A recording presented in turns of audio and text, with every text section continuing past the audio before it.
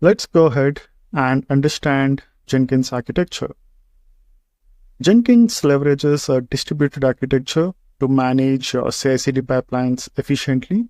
This structure offers scalability and power, allowing you to automate complex workflows across multiple machines. The first component in the architecture is the Jenkins controller. It is the central hub of your Jenkins setup, often referred to as the Jenkins server. It was also formerly known as a master node. It basically acts as a mastermind coordinating the entire CI/CD process. It has various responsibilities. Some of them are like the management tasks, such as user authentication and authorization, are solely done on the controller. It can also manage jobs and pipelines like defining, scheduling, and monitoring their execution. And it also provides a web interface for configuration, setting up plugins, onboarding users, and monitoring and managing the builds within the Jenkins. In basic deployments, the Jenkins server itself can handle everything, acting as both the controller and the sole worker node.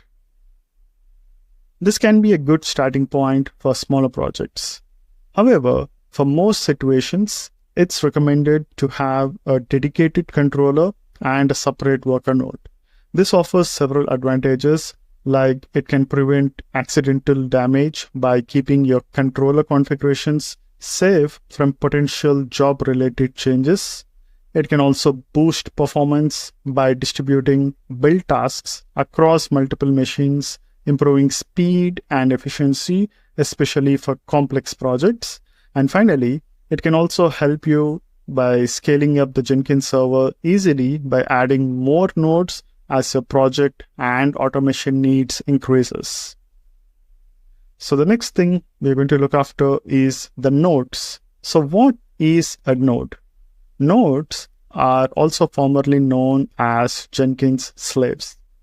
So nodes play a crucial role in your CI/CD workflow by serving as the worker machines that execute your build jobs.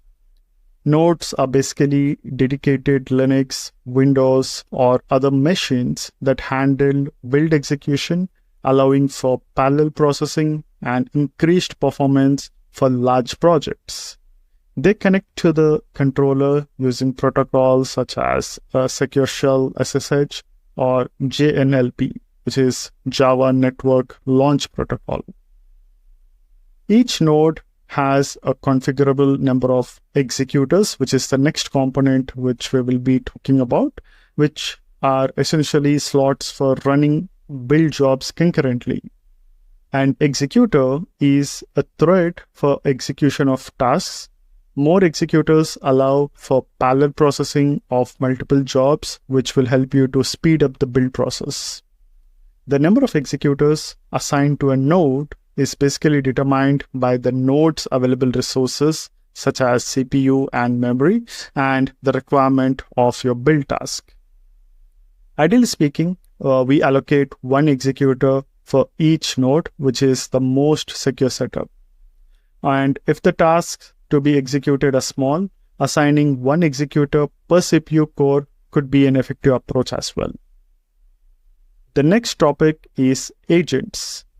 Agents act as an extension of Jenkins, managing the task execution by using executors on a remote node.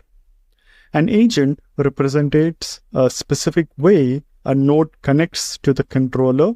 It defines the communication protocol and the authentication mechanism used. For example, you might have a Java agent connecting using JNLP or a SSH agent connecting using the Secure Shell protocol. Any tools required for the build and the test processes are installed on the node where the agent runs. We can also leverage Docker containers as build agents. Instead of installing tools and dependencies directly on a dedicated worker node, you can define a Docker image containing all the necessary software for your build jobs. And this is well suited for scenarios where build job requires specific software versions or have complex dependencies. Finally, when you're using a Docker agent, each build job runs in a clean, isolated container, ensuring consistent environments and preventing conflicts between multiple projects. Similarly, we can also utilize Kubernetes clusters to dynamically provision and manage build agents as pods. This allows for on-demand scaling and efficient resource utilization. So let's put it all together.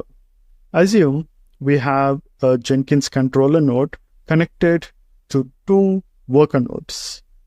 You define jobs and pipelines within the controller using its UI, CLI, or REST APIs. The controller identifies available executors on connected nodes and then schedules and distributes jobs to the available executors on nodes. The nodes execute the jobs using their allocated resources. Once the execution completes, the controller receives results and feedback from the nodes, providing the build status, the logs, and the artifacts. This distributed architecture allows you to scale your Jenkins setup by adding more nodes with additional executors.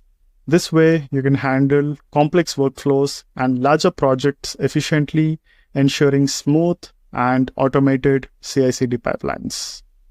Thank you.